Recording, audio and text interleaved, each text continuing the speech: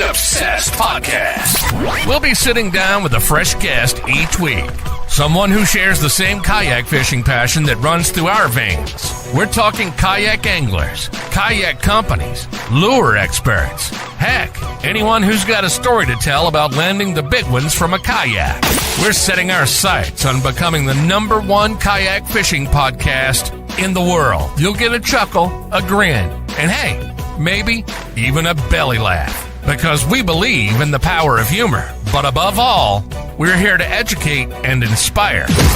So, whether you're a seasoned kayak angler or just dipping your toes into this exhilarating world, join us on the Kayak Fishing Obsessed podcast. It's time to reel in adventure, camaraderie, and the joy of the catch.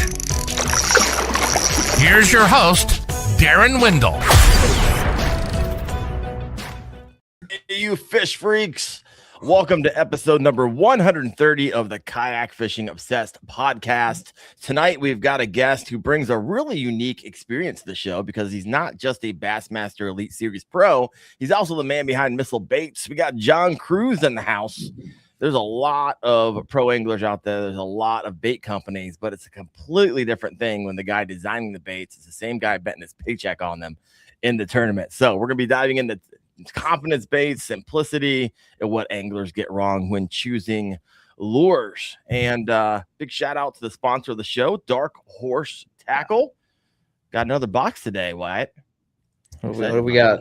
What we got today? That looks like a spinning rod stuff. I don't know about that one. This one, it is a spinning rod. It's like the last one. We got a perfect pairing right here. So this is going to be the Jig Masters Perfected Nethead again. And this is going to be the Crocogator Shorty. So I mean, this is really great for me when the ice melts off. I catch them like crazy, right? I've got Cayuga later this year. I might have to borrow some of those. You know what? Got plenty of them. So, Wyatt, how you been, brother? You doing all right? Doing all right. I've got been working this whole week, so I got to pay for this fishing. Got to pay for all this time off I take. If you keep on taking all this time off, you're not going to have a job. You're going to have all the time in the world. I love it. We'll see. But not the worst thing. Yeah. Well, guys, this past week, 2 weeks ago, a week and a half ago, we launched K-Fast. It is live. We have had over 500 hours consumed of training, safety training, which is getting a lot of great feedback. I already get some feedback in the comment section. So excited about that. That all aside, let's go ahead and bring the man, the legend, John Cruz. Welcome to the show, brother. How you doing? What's up, man? Appreciate you guys having me on. It's pretty cool. Yeah, it's good to have you. I think you might be the first pro on the show in 130 episodes. So yeah, appreciate that. I'm just a weirdo. And I hope that you don't think that all these pro anglers are better than everybody else. Because vast majority is a bunch of good dudes. I love it. Well, I am curious, as I have people kind of get to know the person behind it, and a lot of people know your accolades, and I walked into your office about a month ago, and I was like, wow, there are a lot of trophies up in here, and so congratulations on what you've been able to do there. But I am curious, at what point in your life did you realize you could actually make a living fishing? When I was in college, I was trying to figure out exactly what I was going to do after college, and I really thought about it, and I said, either I can try to start a career and then also fish at the same time, right? In which I thought that I would do two things half-assed, or if I could just go all in on the fishing thing, just live at home, keep expenses low. I was going to be on the road most of the time anyway, and that's exactly how I did it. For the first 3 years or so, I just basically lived at home, but I was on the road 200 plus days a year. So it really didn't matter. Wow. That's living the dream. Yeah. That's pretty, I've heard that story from, I've heard that story from I think Ike and Skeet were traveling together for a long time. Man. Yeah. This was early on. This was the original Little John right here. It was the pond in the backyard, catching Sabine River bass on little pop bars there. It was actually I think it was a tiny hula popper that I caught that on. Gotta love that hula popper. Yeah. I find the lifestyle of professional bass anglers fascinating. And what are some misconceptions you would say that people have of the? You kind of mentioned a little bit earlier in the show. Hey, just because we're pro, we're just a bunch of dudes. But Yeah. I'm curious because in a lot of people's eyes, you're larger than life, and I would, so for doing it for 20 some years, 25 years plus, in order to make a long career at it, I feel like that you've got to hustle in all the aspects in order to make a living at it. Like this coming weekend, I'm gonna be at Bucks Island Marine. They're a supporter of mine, and I try to generate as much business for them. And they're a bass cat dealer. They're also a missile baits dealer, but they're also a mercury dealer and everything else. Good, really good people. They're down in Alabama. They have a great dealership there for a long time. They have a big fish fest. I'll be down there this Saturday.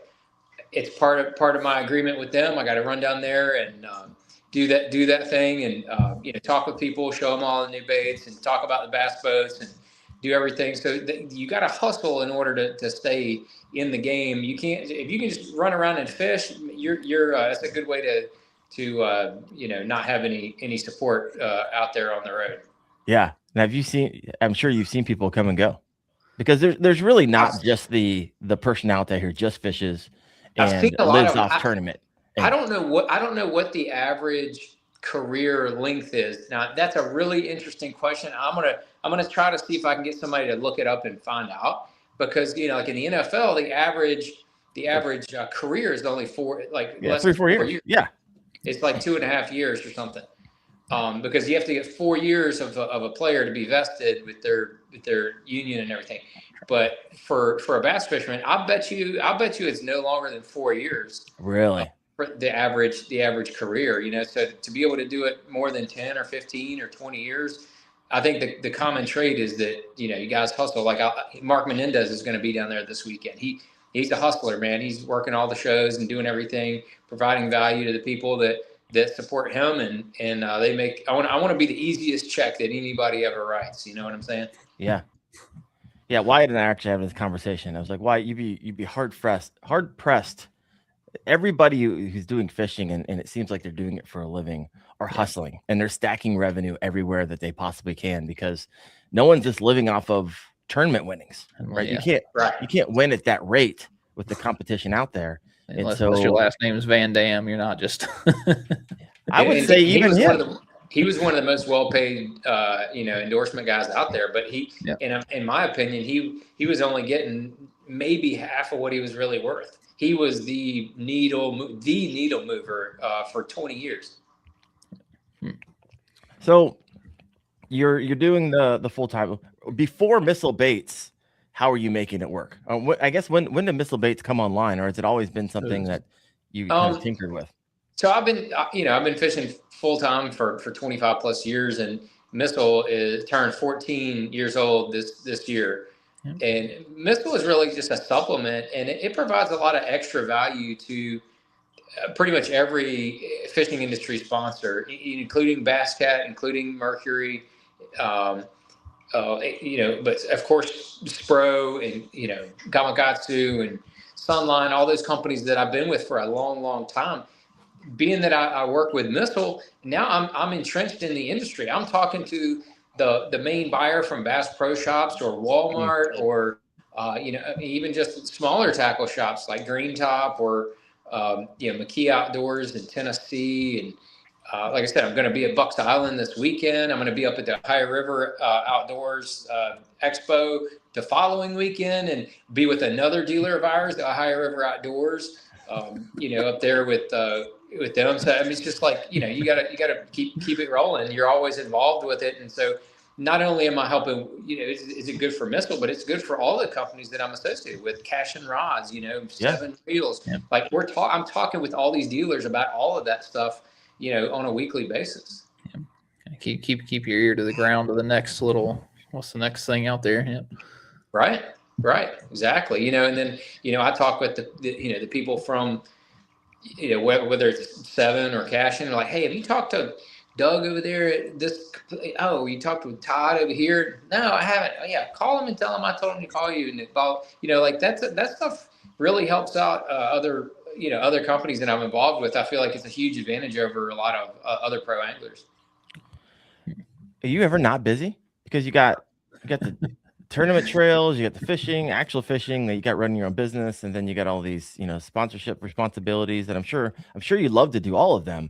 Yeah. But you also family. I mean, my gosh, that's a lot to juggle, my man. Yeah. When you have a lot going on, a lot of people have a lot going on. Yeah. I never feel like I'm the only one, but I feel like that when you do have a lot of stuff going on, you have to make sure that you have everything in priority and that you operate by your priorities, not by what's in front of you, because I'm like the world's worst at it. So I have to just really keep in front of me what's the most important, like what's the, God, family, career, like in that order. And as long as you keep that kind of stuff in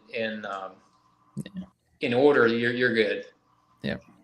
I remember last week we talked to Heath, and he was saying the same thing. He tried to put everything all at once, and it burned him out really, really quickly. And just kind of he had to actually take a year or 2 years and step back and from everything, actually just get everything.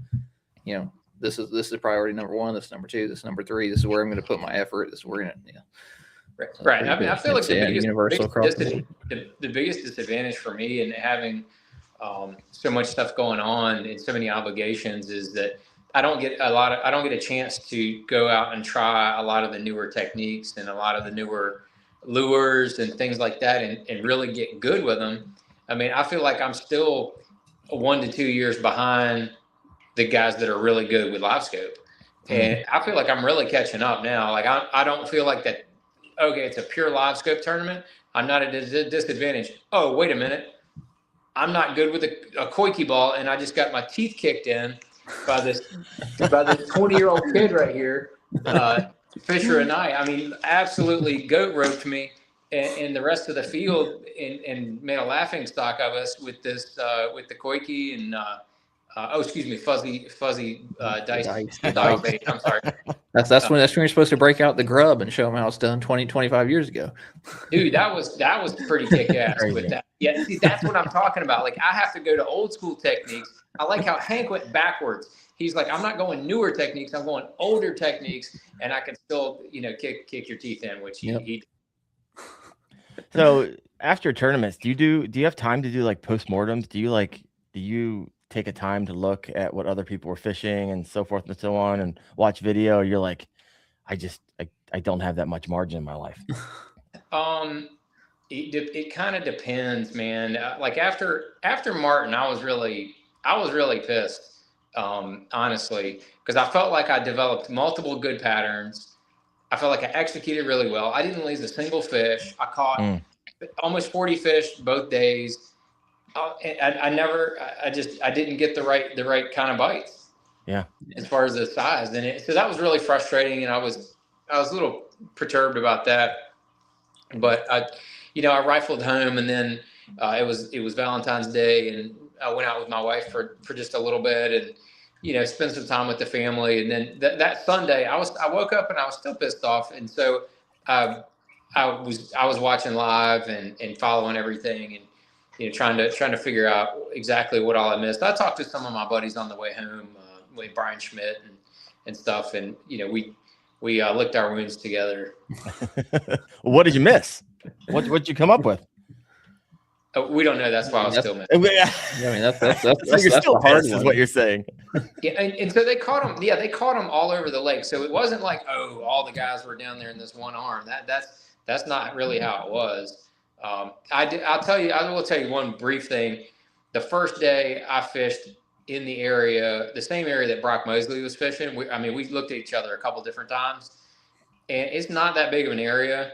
So the second day I didn't know that I didn't know where he caught his fish, but I knew he was in there a good bit. So the second day I went in there, fished for not even less than an hour, maybe like 40 minutes. And then we kind of worked back close to each other. And before we even got close, I just picked the trolling motor up and left because he was leading by a mile on the first day. And it's just not that big of an area. So I was like, man, I can catch other fish other places. And so I went and did that. I mean, maybe I could have been an a-hole and and just battled him, and maybe I'd have a little higher finish, and maybe he wouldn't have finished second, but Right. He would do the same for me. And I've had a lot of people be very gracious to me over the years. And so if somebody's got a chance to win, man, that's rare. And Brock's finished second a bunch, and he was in contention. I mean, right out of the gate with a 15-pound bag on day one. Like you're kind of in the driver's seat.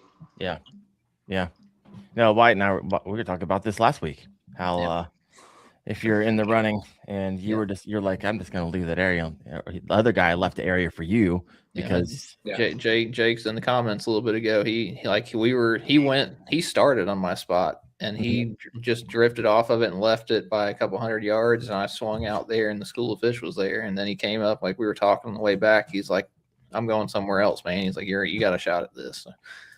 So there's people out there. It's awesome. That's cool. Yeah. I mean, that's what, like a lot of the marshals that we have, they're really intrigued by how we interact on the water, because they expect like fireworks and people to be like, dude, you gotta get off of it. Keith Poche moment from a couple years ago. Was that it?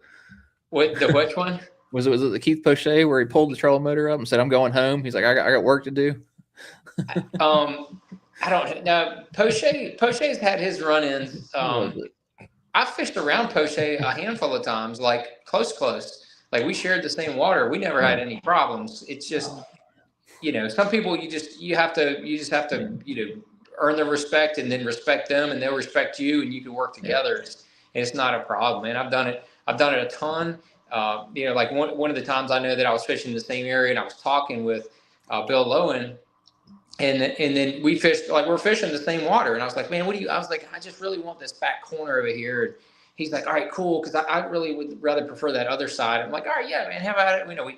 We fished our stuff. And then I was like, man, you mind if I come back through there? And he's like, no, go ahead. So anyway, my marshal later was like, man, I never thought y'all would be like that. I was like, dude, I watched his kids grow up. Like when he came on tour, his kids weren't even born. And I've watched them since they were babies, and now they're like older, like mid to old teenagers, and like his wife tells me, "Good luck, John," every morning that I go through boat check. Every morning, I was like, "You think I'm going to be a dick to this guy? He's like one of my good friends." Like, no, I'm not going to do that. I imagine people assume that what they see, which gets a lot of attention on social media, what it's like all the time, and that's the minority, not the majority. I am sure. Yeah. I mean, there's a few people that don't get very long of a leash because they don't give a long leash.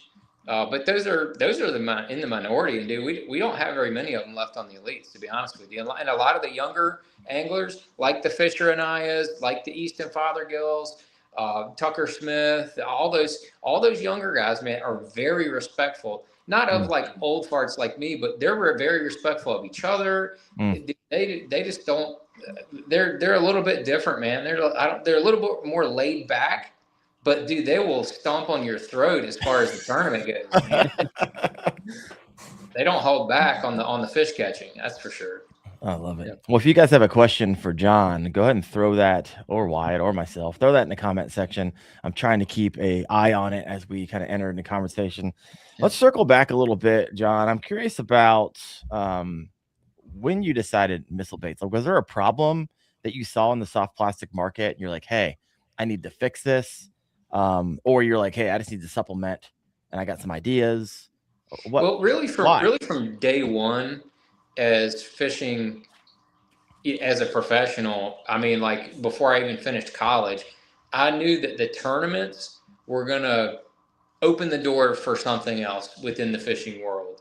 And early on, the only thing that I could really have access to and see was TV shows, like the Hank Parkers, Bill Dances, the Jimmy Houstons, all those guys did it but they, spawned out of the tournament, started this, and then made a name for themselves even bigger. Roland Martin, same thing.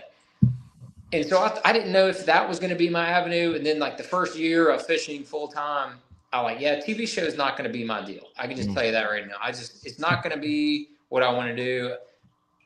I'm not doing that. And so I fished for, 5, 6, 8 years, very involved in the tackle industry. I loved crankbaits. I loved fishing, all kind of handmade crankbaits. I wanted to know what made them do what. And, I loved all of that stuff. Then 20 years ago, I started a relationship with Spro.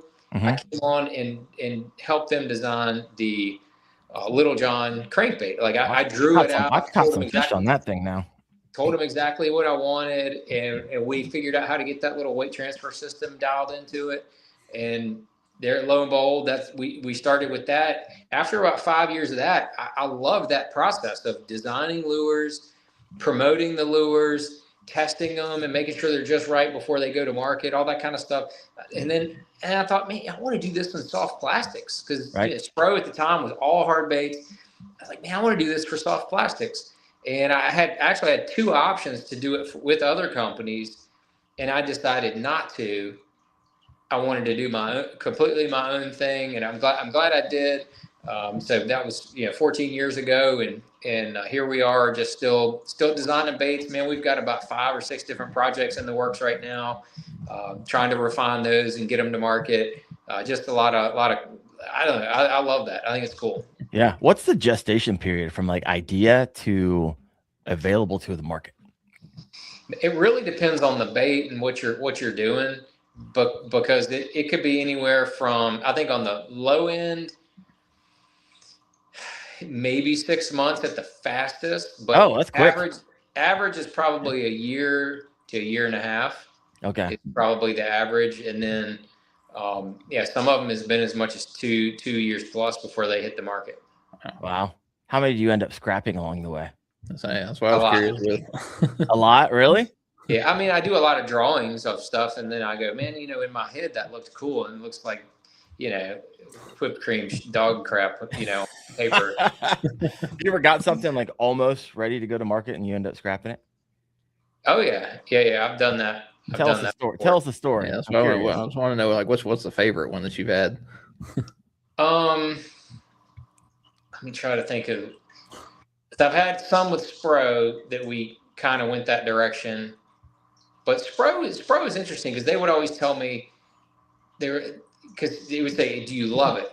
Is it exactly what you want?" And if I say no, and then they're like, "Well, then make it exactly what you want." Okay. All right. So they're really good about pushing back on me even to make it perfect, and so that's kind of the mentality I've tried to take to Missile. With the D-bomb, I probably went through about 7 versions before I got it exactly how I wanted it, and that was one of the very first baits we did. The very first bait. That was one of the first 5 we did. We started the company with 5 baits and 8 colors. We had 40 SKUs. That was one of them. And I went through 7 versions, I believe it was, to get that 6 or 7. I think it was 7 before we got it right. John, this is unbelievable. I don't use any other trailer now. Like literally, I just use a D-bomb. And if I want, I usually end up cutting it down a little bit. Yep. And that flutter of these 2 flaps is just insane. There's not many crawls that will do that. So if you want to dig deep a little bit, if you're flipping wood, and it's like more sparse, and you want the D-bomb to kick more, pull those little side appendages off, and so it's just rib body, and then the thin flappers. Yeah, pull those off, and then the tails will kick more when you pull it through the water. So that's a little trick. Dude, one of my pro staff members, I won't mention his name because he's not with Missile anymore. Still a good friend. He put me on that tip, and that is slick. Wyatt, you throw the D-bomb. I know you have your favorite, but the golden amber D-bomb is absolute favorite one ever made. I have bags and bags and I mean I have 20 packs and packs of the black and blue green packs. Pumpkin, but that green the golden amber is like the most perfect Alabama craw color I found without being like too gaudy on the orange. Yep. Yeah, that thing is nasty, man. And the same pro that gave me that tip, he actually still fishes the golden amber missile crawl. We don't even make the missile crawl anymore, but him and another pro angler talked Tackle Warehouse into making a special run of that and a couple other colors, just so they could have like a lifetime supply of that color. That's awesome. Man, yeah, I need it in a little baby D-bomb. That's what. Ooh, that would be a good one. As far as all the colors go with the D-bomb, the golden amber is probably in the middle. Okay. Maybe a little above the middle, but it's not a top seller, but it's not a bottom seller. Yeah, I feel like when more people like see it in their hand, they would realize it's really a lot more subtle than what it looks like, and it's perfect. So when it comes to colors, this is always fascinating to me. And secondary question, does it matter across your whole, all your SKUs? What's your most popular colors and what are the least popular? I'm curious. Obviously, probably green pumpkin, black and blue are like leading the pack. I'm guessing. I don't know. It depends on the bait. The baits that you flip and pitch, definitely more of the natural colors. So in the D-bomb, the super bug is number one color. Mm-hmm. Bruiser flash is like in the same stratosphere, but a little bit behind. Mm-hmm. And then green pumpkin is number 3. And I have to check to see what number 4 is currently. Okay. But it probably candy grass. I know candy grass was at one time. It may have fallen back a few places. But Alex is our inventory specialist now. He's been that for a couple of years, and he could probably tell you that, right? Like the top 10 right off the top of his head. I like it. It was interesting. I was looking at something on your website right before the show, and you basically have this leaderboard, your big bass records on missile baits. Mm-hmm. I want to bring this up because I think this is fascinating. All right. So what you can quickly see on here is your baby D-bomb, 12 pounders, 7 pounders, but your D-bomb is the bait that catches the biggest fish. 100%. On your board. Seth Fider picture on there? Say what? You see that Seth Fider picture on there? Oh, I didn't see. All right, here it is, 13. Oh, wow. That's still his hair. TV. Really? Yeah, he sent that to me when we were doing that, and I was like, dude, could we put that on the website? He's like, I don't give a shit. 14, 13, 12, 12, 5, 11. Dude, I know of four 14s that have been caught. We have pictures of the ones that are on there, but I know of multiple others that we couldn't get pictures for that were over 14. What do you mean you couldn't get pictures for it? Everyone knows everyone takes pictures of 14-pound bass. What's going on? Well, some you don't have the rights to. One was caught in Florida. We didn't have the rights to it because these people submit it and give us the permission to put it on there. And then another one was in California. It was actually one of the employees of Tackle Warehouse, and they didn't want to send the picture because they didn't want people knowing where they were fishing. Oh, all right. There you go. You got AI now. You can just change the background. All right. So you got D-bomb bringing in your biggest bass. What would you say second is? Baby D-bomb? As far as the submissions on the thing, yeah, baby D-bomb. Like Morgan Taylor, I think has a 12 or something on there. His personal best came on the baby D-bomb. All right, let's go down. This is kind of fun to me. I'm gonna tell you right now, the big bait of our entire lineup is the Destroyer. That is the big fish catchingest soft plastic I think I've ever thrown. Really? Is that on here? Am I getting to it? It's a monster bait. Yeah. I'm friends with Randy Van Dam, Kevin's brother. He owns the DNR Sports up there in Kalamazoo. Oh yeah, I used to live in Kalamazoo. So Randy he goes to Mexico, I think every year. He's done it for years and years. And it's probably like, I don't know, at least 6 or 8 years ago, maybe longer than that. He called me one time. He's like, hey, John, we need to get some more of those Destroyers. I just came back from Mexico and I took like 3 bags of them down there and we smashed the big fish on it, more like just way more than everything else. So then he actually had them some overnighted from DNR and they caught more, so they could smash some more on down there. And so they had to replenish everything. And he said everybody that he was telling him that was going to Mexico. He's telling you got to have that bait, man. It's the big fish bait, man. I'm telling you. I like it. I didn't see it on the big bass records. Did I miss it? The regular destroyer? Yeah. Maybe I should put a bunch of mine on there. I could put a bunch of them on there. There you go. All right, let's head back. We're on your website now. Let's go ahead and well, before we go snooping through your website, because I'm fascinated here. I got some questions over here for you from those listening in. Got a new member. Thank you, Bon Joey 99. Appreciate that. Kayak Jack, my man, asking John, how often does John throw the Nico rig? I love it. Loves the Nico rig. Absolutely loves it. I love it, dude. I've been a big fan of it for a number of years, and I think you really need to kind of understand its place. It kind of has a couple different ways that you can use it. And like last week, we were at Lake Martin, a lot of spotted bass, and the way I was using it is mostly the way I was using it was that I would find a brush pile that looked like it had a fish or two in it. Sometimes you could see them and sometimes you couldn't. Mm-hmm. I'd throw the Nico rig. It's actually Neko rig, but everybody calls it Nico. So I'm okay with either way. I was throwing our little quiver with a 16th ounce weight so it could get down there. And then when I got it just above the brush pile, I would start shaking it. So it would kind of just, quiver or hover over top of the brush pile, just real slow. Like, dude, you'd see them just come up out of there. And a lot of them would come up out of there and then just, eat it immediately. Right. But if they'll come up there, you just keep shaking it until you get it away from the brush pile and get the fish away from the brush pile. And then you just free fall it and let it go to the bottom. Yeah. And a lot of times they follow it down to the bottom and then eat it off the bottom. Interesting. So that was kind of the technique I was using there. But I thought that you like put it on the bottom and then shook it around, but it's really, really good.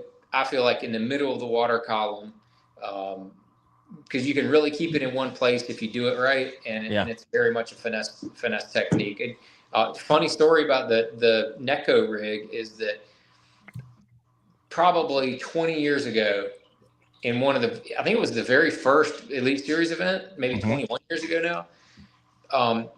I think it was Hideki, one of the Japanese guys that has designed a ton of lures, came over. I believe it was Hideki, if I'm not mistaken. Don't hold me to that, but either way, he came over and that's exactly what he was using. He was using a Zoom swamp crawler, small one, at Lake Amistad, and catching 5 and 6 pounders like at will. In open water, just firing it out there with a real light nail weight in it, and then holding it like you count it down, and then you just kind of shake it and reel it real slow, and then next thing you know, I got another one. So that was my first like exposure to the Neko rig, and I thought that was really, really cool. Yeah, that's not how I fish Neko rig either. So that is and Neko means cat in Japanese. That's what it means. Cat. It's like meow. Yeah. All right, meow. All right. Cat rig. Why is it called a cat rig? What? Why cat rig? Yeah. Because when you pull it, if it's on the bottom and you kind of pull on it, it looks like a cat, hunching its back up. 100. That's why they call it. I just made that up.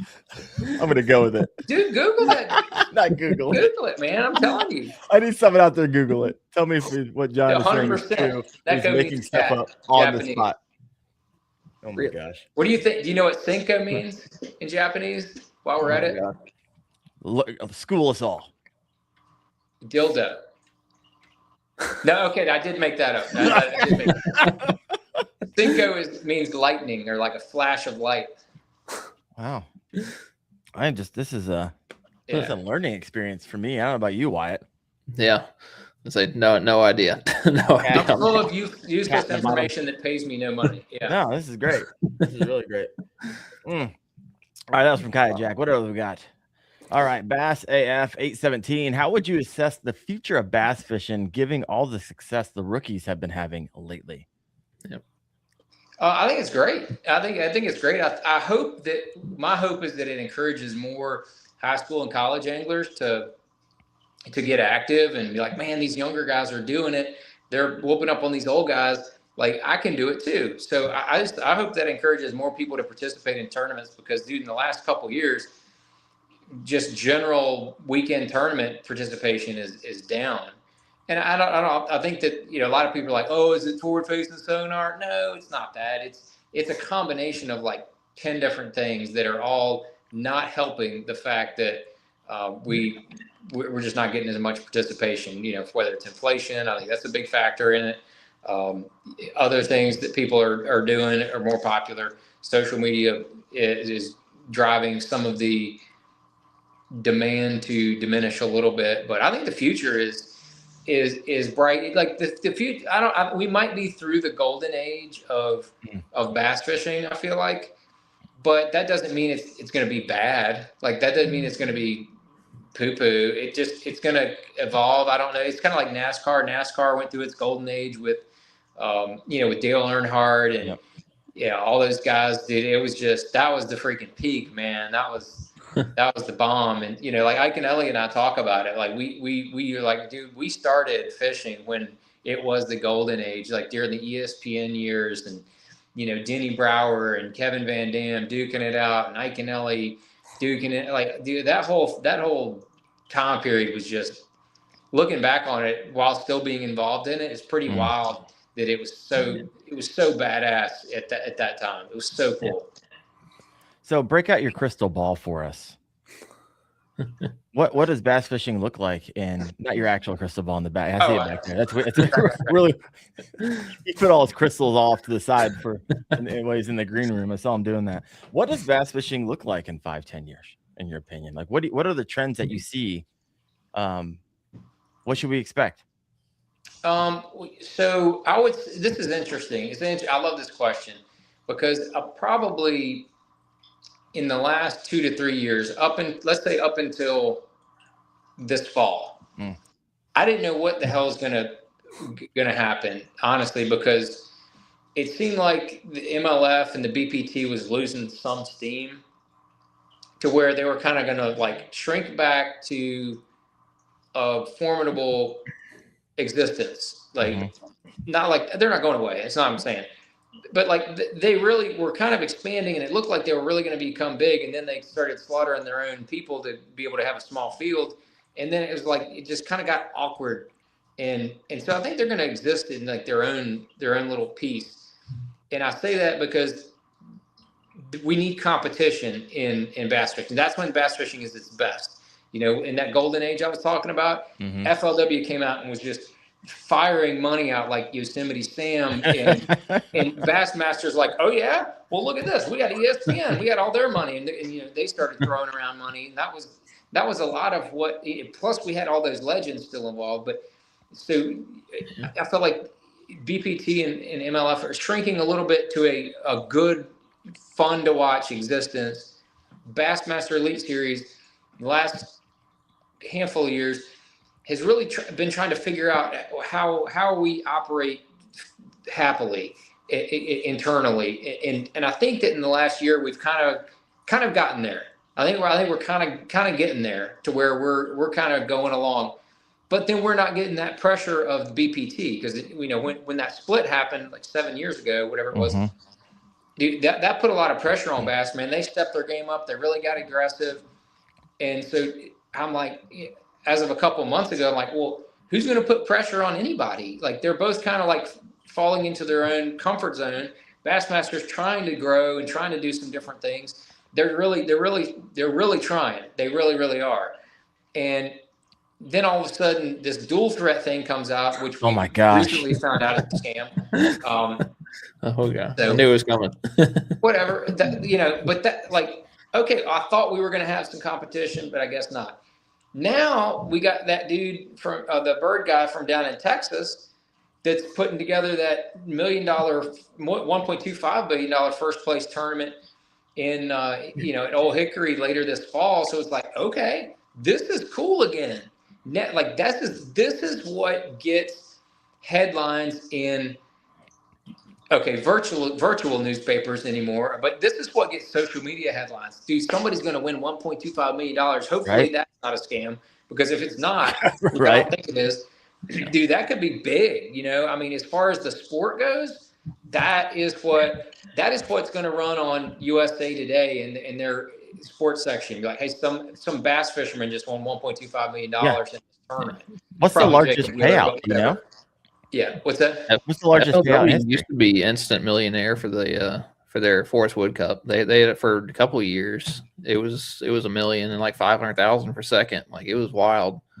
They stepped up the game. Then Bassmaster stepped up their game, and then, but yeah, like they're kind of are both not shrinking, but like in their own realm. Like they're both putting good money out there to where guys can win good money for a sustainable business model, I think. Yeah. But but when you get this 1.25, dude, that is so good for the whole sport. It's going to benefit Bassmaster. It's going to benefit BPT.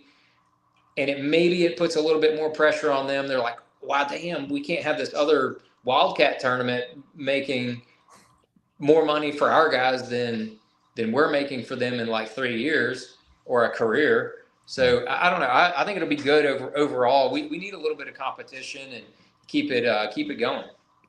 Yeah. So I think in the next 3 to 5 years, maybe we get 1 or 2 more players to kind of come in and kind of rile things up a little bit. And I think that a lot of live fishing, if we can get more live streaming, I think that's going to really help.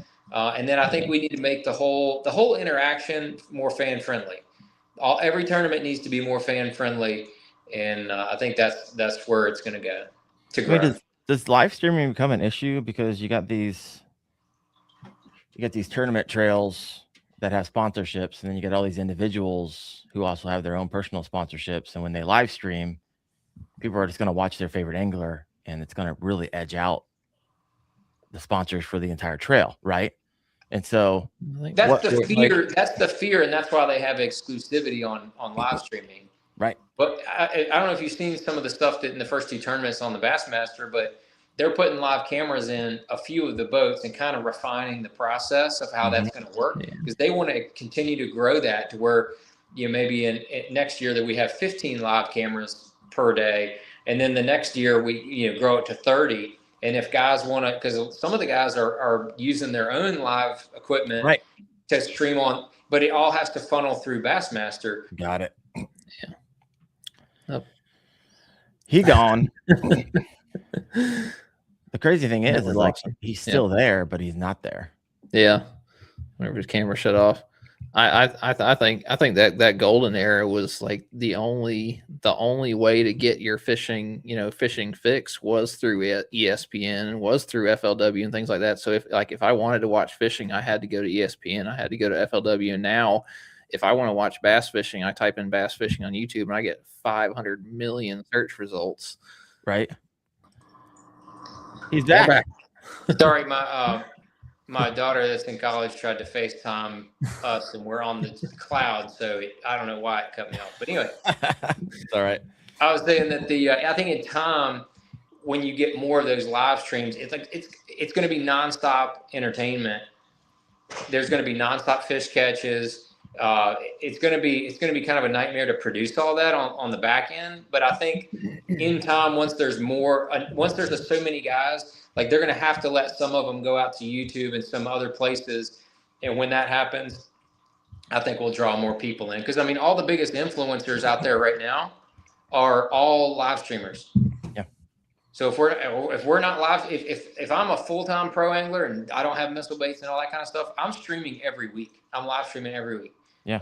Why some of these guys aren't, I don't understand, but So that's a question I have for you, John, because I know you're also on YouTube. I see your videos out there when I type in things. Is it even possible anymore to be a professional angler and not be a content creator? Is that something that essentially companies who are sponsors really require? If you want to, a lot of sponsors require it. Yeah. And if you're not having some type of influence to where you're creating content to benefit your sponsors, whether it's Mercury or whoever, then you gotta play the game. Like it's a second job in order to continue to fish. Yeah, no, I get it. You got Seth over here. I gotta ask. Seth used to be my co-host, and then he moved out to Texas. Now he's catching donkeys out there. His question is: do you think the elites lack personalities for fans to follow? Question mark. Or maybe Bassmaster doesn't highlight personalities as much anymore. I think that is a fantastic question, because I think that is what is one of the things that they're missing. I mean, you can't have less personality than Matt Robertson. Like, that dude's he's like that nonstop all the time you ever talk to him. He can be kind of serious occasionally. Yeah. But the dude's got and occasionally he's got terrible judgment, but he's really a smart guy. He really is. And he'll admit to that he's got terrible judgment from time to time. But he doesn't care. He makes a decision and he goes with it, and that's just what he does. But there's a lot of guys that they haven't kind of come out of their shell. I feel like they're still kind of shy, and they really haven't come out of their shell. And they're actually very interesting people, but they haven't opened up. And I think that, when they're fishing, they're still just locked in on fishing, and they haven't figured out how to be themselves on camera. I mean, you got the guys like, Brock Mosley. I mean, he's been around. Like, he puts on kind of a show when he catches the fish. Right. But that's him, dude. Brock is super intense. He was a college baseball player, very competitive, and when he catches a good one, he is. There is no doubt he's excited. So that kind of stuff is gonna, I think, come out more in the guys once they, really kind of get comfortable being on camera and get comfortable being themselves. I'd been around Easton Fothergill a fair amount, and I talked with him a fair amount. He's always been very shy, very timid, very calculated. Dude, his girlfriend was on the dock at Gunnersville, and I saw a little bit of a side of him I'd never really seen before. Like, he was kind of cutting up with her and like joking and smiling. I'm thinking, that's what I need. I need more of that, dude. That's the dude I need. I don't want easy E. I want like excited E. Oh, I hear you. Yeah. I think they'll come around. Yeah, more personalities is definitely. I watched the thing last weekend on Dale Earnhardt Senior. Whew, there were some freaking characters at that point, and that was when, like I said, NASCAR was at its peak, and dude, there were some dudes right then. I like it. All right, we've got some more comments over here from the comment section, so we will head over here real quick. From Scott. Vermonter 920. Will you ever do another run of Debo's Surprise in the baby D-bomb color? Love that color. We ran it for that. I think it was for Monster Bass, maybe. Yep. I think it was a collab with them, and it was just kind of an exclusive color for them. So any kind of exclusive color, we would always check with the person that created it.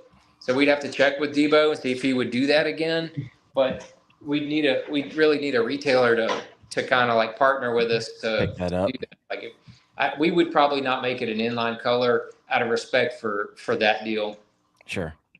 Here's another question for you from T-Sol5.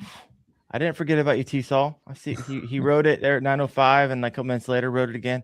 I'll get around to him. Hey, John, is your line of Cash and Rods getting an update? Now, really quick, before you answer that question, I was at Cash and Rods literally the day before I came in your shop, John, and did a video, and that thing's been popping.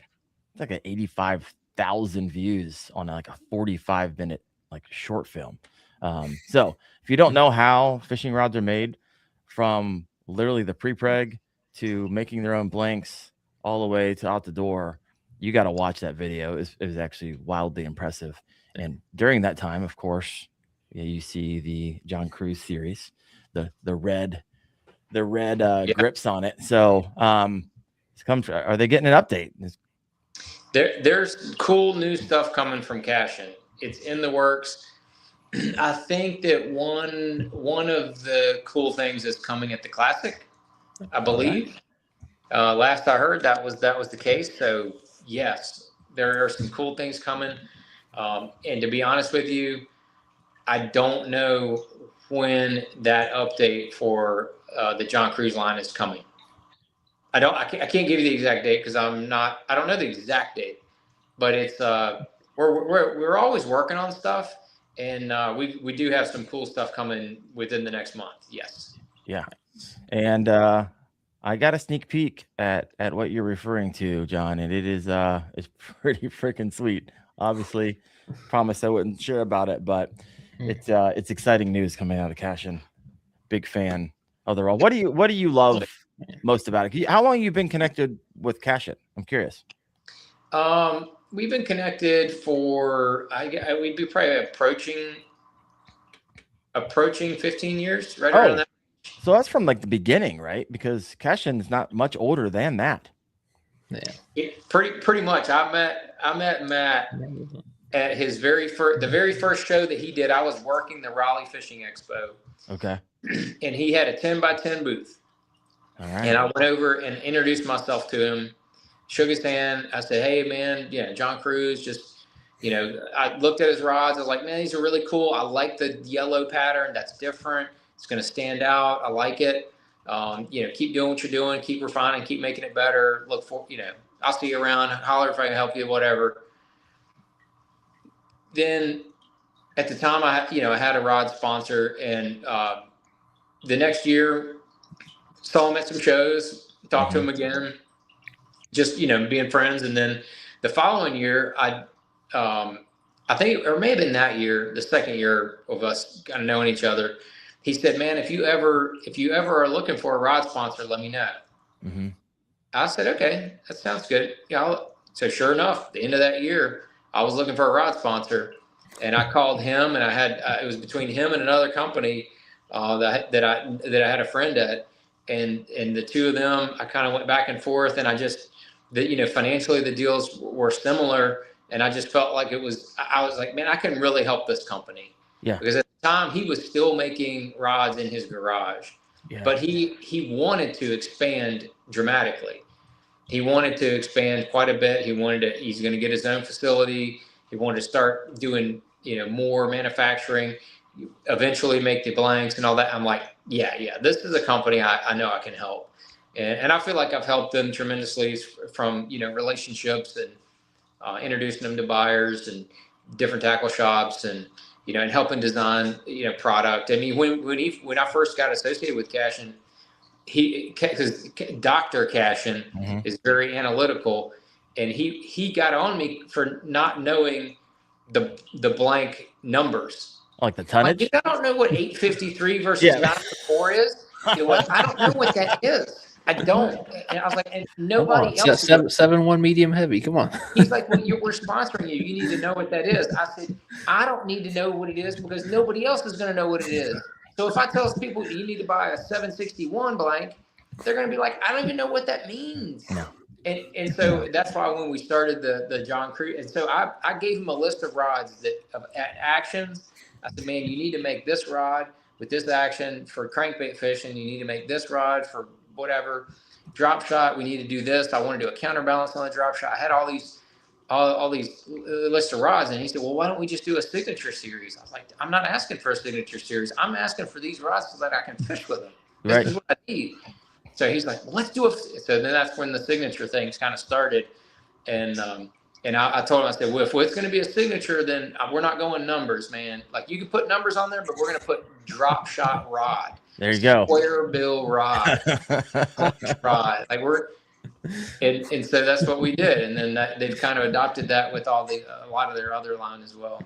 So what's the big difference between the Icon and the John Cruz Signature Series? Like, what flair did you add to that upgrade there? Currently, there's two big differences. It's the same blank, right? The appearance is a little bit different, but that's not one of the two differences. Are the components in the guides. It's an upgraded guide system, and then about half of the John Cruz series are counterbalanced, which means they have a weight in the bottom of them, and we balanced them just right. So like that drop shot rod, wherever you hold that spinning rod in your front finger, the rod perfectly balances. So you don't have to work to lift to hold the rod up as you're fishing that drop shot. And it's also a great Neko rig rod because you're keeping that rod tip up and you don't have to work to hold it up. And so that's a big the two big differences right there is the components, and then going forward, I can just tell you, components are going to be the difference between the John Cruz and the regular Icons as well. Yeah. So what type of componentry are you upgrading? Like, what are people getting? So if you go to buy guides for a rod, there's like, depending on the guide maker, it's like 6 or 8 different grades. Got so it. you can get like the Natty Light version, or you can get like the Budweiser version, or that you can get like the craft beer version. There you go. Like the super high end guides. So you can get the different variations based on it is you get what you pay for. So it's just higher grade components that are involved with it. I love it. Well, if you got a question for John, we're at an hour. We usually go about an hour 15. Go ahead and throw that in the comment section. I'll circle back in just a moment. But I want to go in a deep, dark rabbit hole over here to your website, because there's some stuff over here that we have not yet talked about. So head over here. Let me head out of where should I go, Wyatt? We got the baits, we got terminal tackle, we got missile jigs, we got bestsellers. What should I click on? What should we talk about? I know the terminal tackle. You got the ring jig in there. So I got some of the new stuff. All right, let's take a look at the eye roll. Dude, that we have sold a lot of those this year. A lot. That thing has really kind of underground caught on, and if guys aren't fishing it, they don't know what they're missing. I designed it specifically to be able to hold regular plastic or TPE type minnows. So whatever you want to fish a Z-Man or Mooch minnow or something like that, you put them on there. They'll stay on there all day. They won't spin. And then that little welded ring on there, it makes them a little more expensive. But that welded ring, dude, you don't have to tie a loop knot. You can go 12, 14 pound leader, and then that thing is still that minnow is still gonna rock back and forth. But also, when that bait is falling, it's gonna fall faster because it gives it a hinge point. So the bait doesn't like drift when it's falling. It falls to get down to their level. But then when you put a little bit of pressure on it, that jig head goes right back to straight, and then it has that action. Okay, I like it. Let's go and move on down to the hover missile. Mm-hmm. Oh, look at that! That's your logo in there. Well done. Speaking of Quickie Ball, that's what a lot of the guys were using on that. Really? Yep. Okay, it's a little toothpick for reference here. So walk people through who may be listening and can't see what we're seeing. Yeah, the hover missile, it's made for mid strolling. You can put like a spunk shad on it and do that mid strolling technique, which is a very finesse technique. You have to rig the bait just right, and in my opinion, ours is probably the easiest to rig. But and then the little hole in the toothpick for the fin is to lock that bait in there. So once you finally get that SOB rigged straight, you can put that toothpick through there and then break it off, and then it'll kind of stay locked in there, and you can fish it all day. But what was transpired in the last year is the Quickie and the other fuzzy dice style baits have come out, and you can take that Quickie ball and thread it up on there, and then either put the toothpick through it or just thread it up on there and fish it just like that, especially the 13 and the 17 millimeter. It's kind of low key slick, and then and it's got a Gamakatsu hook on it, so you're not going to get any better hook. John, take us somewhere on your website that is the most underrated bait in your opinion that doesn't give the fanfare that you believe it should. Magic worm, 100%. All right, where's that at? Over on missile baits? Under baits, yeah. Magic worm? Mini magic worm. There it is. A handful of years ago, I ran into Mark, who he was the general manager of Rabbit Worm. I was talking to him at a show, and we were talking, and he said something about OEM work. And I said, OEM? Y'all do OEM work? He's like, well, we do some OEM work for Japanese manufacturers, but we don't do anything in the U.S. I said, would you like to? And he said, sure. So next thing, I think it was the next week, I sent him a drawing of the magic worm. I was like, dude, this is exactly what I want in a robo worm, texture and color and robo worm style colors and all that. Mm-hmm. And so Greg Stump, the guy that founded RoboWorm, he refined the design and got it so it would work in their molds. And lo and behold, that's how we started. We did a mini one, which doesn't sell quite as much, but still a really kick-ass little bait. Yeah. And but that big one, man, the 6-inch one, I fished that on a drop shot. I fish it sometimes I fish it on a Neko rig, but shaky head and a drop shot, that thing is filthy. Are those salted? Do those have salt in them, or are those just the salt on the bottom like a robo worm? Do those float? So there's only salt on the first third of that. So it'll stand up whenever. Yeah. It's not.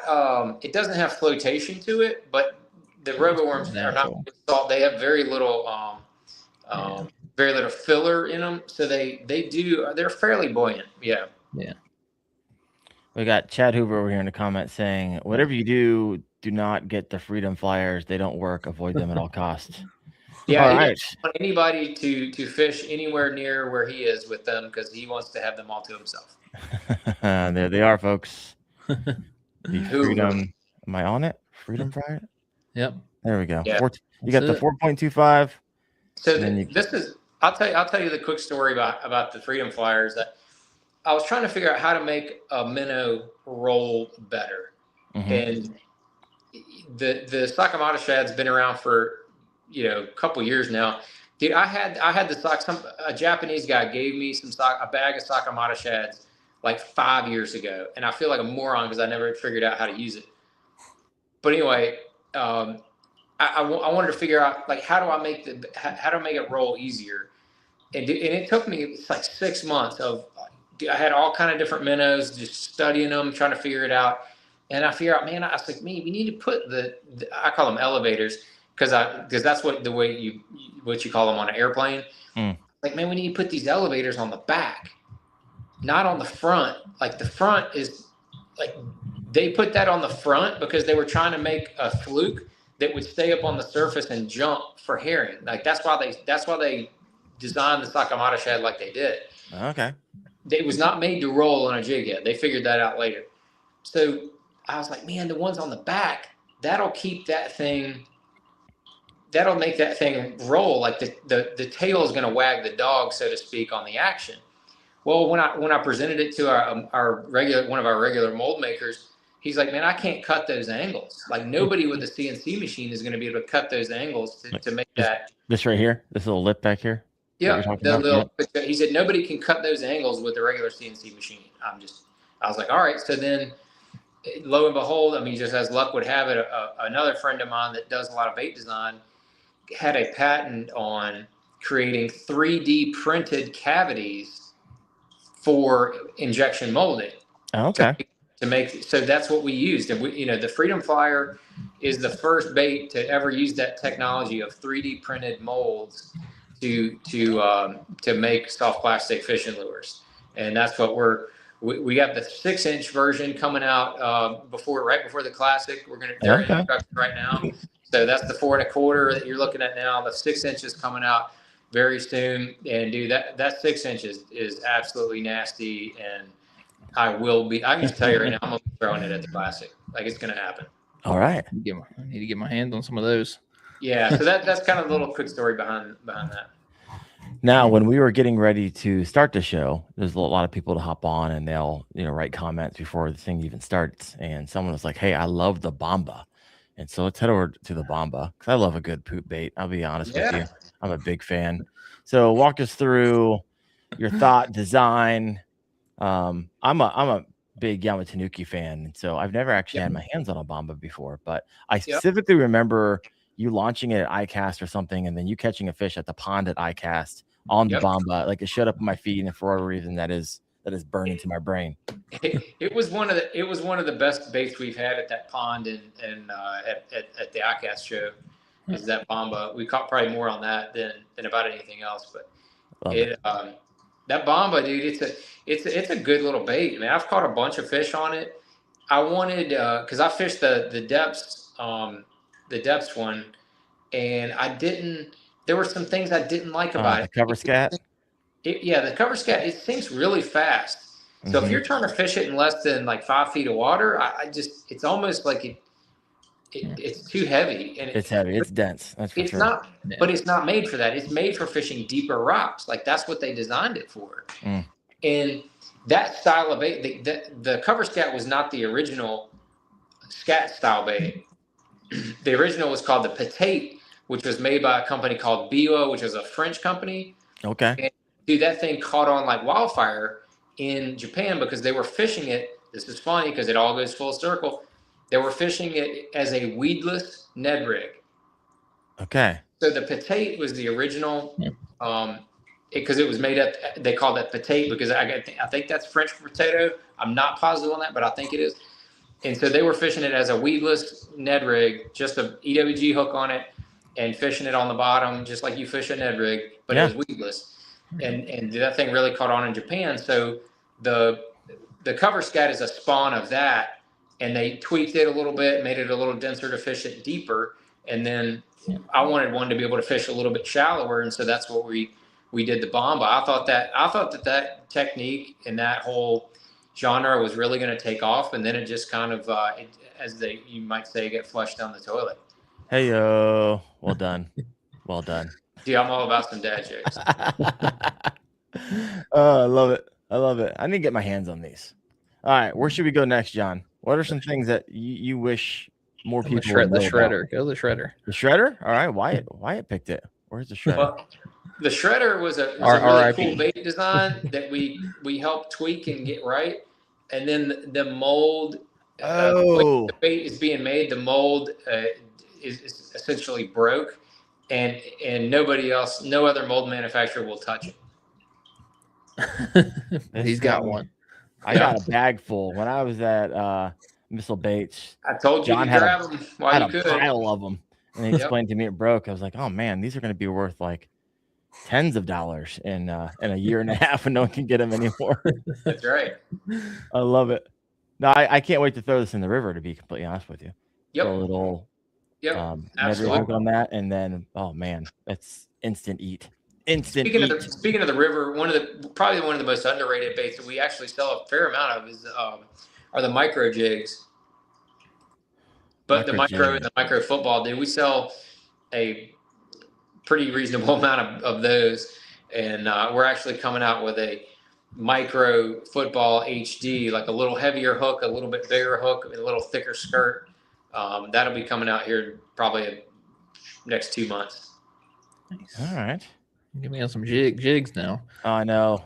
Wyatt loves some jig fishing here. Oh, dude, that thing is it's filthy in the rivers on them smallmouth. Just they can't help it. Awesome. But the mini flip is tried and true. Like Lake Martin Elite last week, Iconelli caught that 5.3 that he caught was on a green pumpkin 1/2 ounce mini flip. Boat flipped it, just hurled it right in the boat. So it's still catching donkeys. It's tried and true. I've caught 9.3 is my biggest fish on a mini flip. Iconelli's caught 1/10. I have the picture of it that he caught on a mini flip. So it catches big ones too, for sure. All right. That's awesome. Wyatt, where should I go next? On that one. Bestsellers. Take a look at your bestsellers. I am curious over here. Oh, you got hard baits. Got some. Yep. There was a collab with Phony Frog in there for a while. Yeah, that shouldn't really. That's not a bestseller. I don't know why. Somebody actually accidentally tagged it, I guess. Oops. All right, what else we got here? Anything else not get the fanfare that you think it should, John? The mini D chunk is very overlooked. The mini D chunk is perfect for the mini flip and the mini swim jig.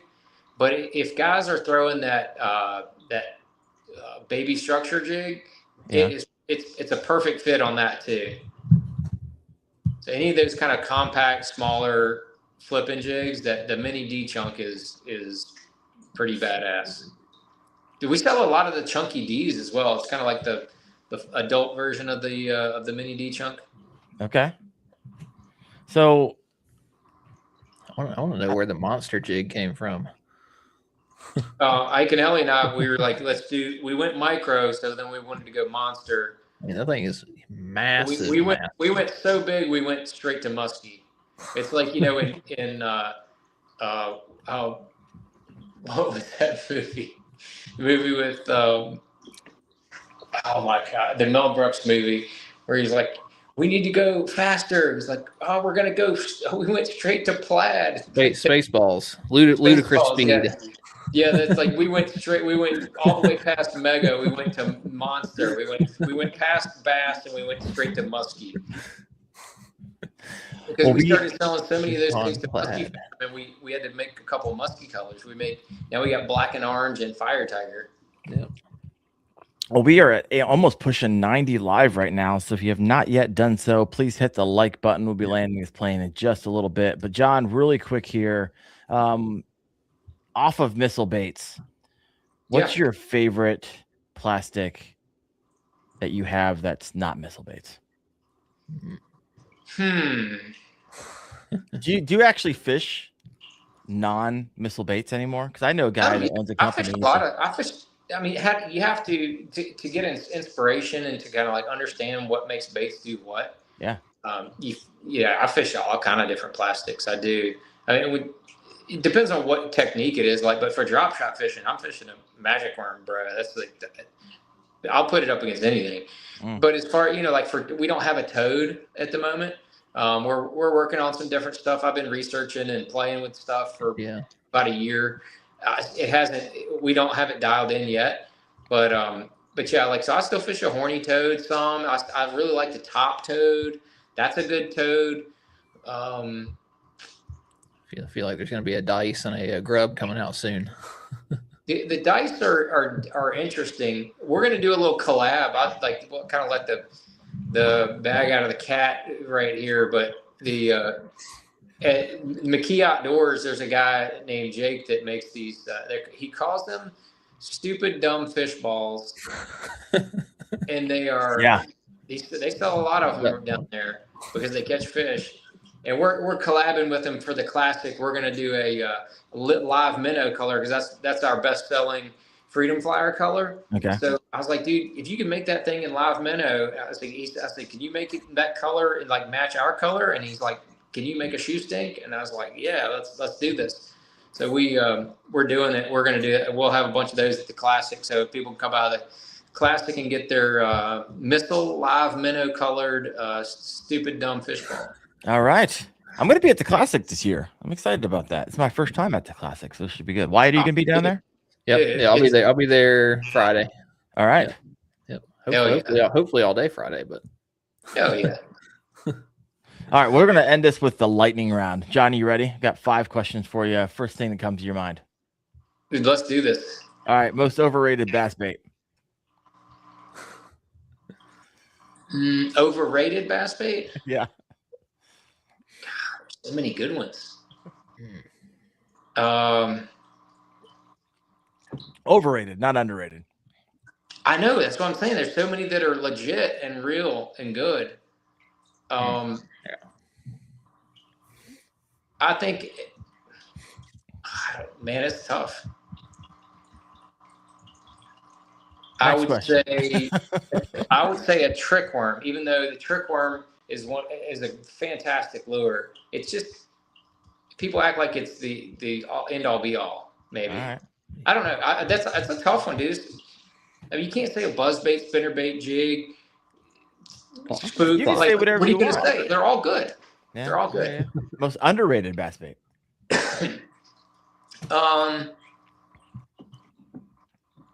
Underrated probably is a jig. That's probably the most underrated. People still don't know the power, dude. That thing it's so good. I can't tell you how many people in the comment section after I do a jig is like, "Oh, I've never caught a fish on a jig. I can't catch fish on a jig." I was like, "Bro, once you start catching fish on a jig, your life is about to change." Oh, absolutely. What were you gonna say, Wyatt?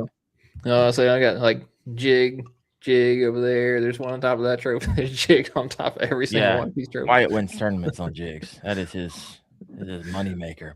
And I have a feeling I know the answer to the next question. I'm going to ask it anyways. One bait every angler should learn to fish better. Not a jig, because we just covered that. Drop shot. Yeah, I'll be honest. That's something that I pull out every once in a while, but not very often. I'm surprised at the number of anglers I talk to at shows that are like, man, I hardly ever throw that. I'm like, dude, then what do you throw?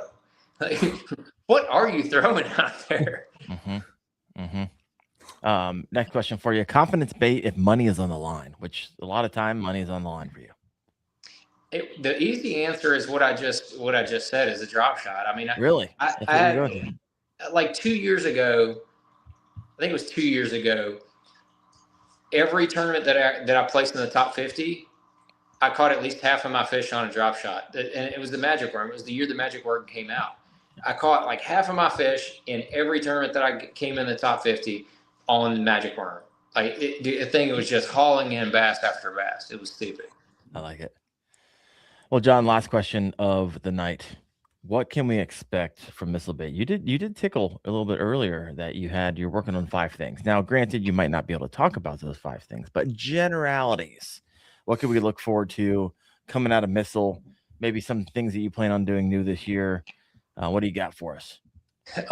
So I told you about the little micro football HD. That's going to be really slick. I cannot wait to get that in my own hands to fish with. I'm going to be fishing with it quite a bit as soon as I get it. That is one. We're working on a collab buzzbait with a company. Ooh, there we go. And that's like very well built, badass hook. Like nobody's using the hook we're using. So that's going to be pretty cool. Working on a couple plastics. We got the Freedom Flyer coming before the 6-inch one's coming before the Classic. We have 2 new colors that are also coming at the Classic of Freedom Flyers. One of them is a standard you have to have for a minnow. The other one, I promise you've not seen it in a minnow ever before. So all right, there you go. I like it. Well, folks, that's a wrap tonight. John, appreciate your time, brother. Thanks for coming on. I appreciate you having me on. We'll have to have you circle back again, and we'll have you on the show sometime. Bring you back, awesome. Get you in the rotation. Well, yes, thank you, John. Thank you, Wyatt. Thank you, everyone, for listening in. And we'll see. We'll be back on again next week. So I will see you next Tuesday night, 8:30 p.m. Eastern on the Kayak Fishing Obsessed podcast. Y'all have a good one. Yep.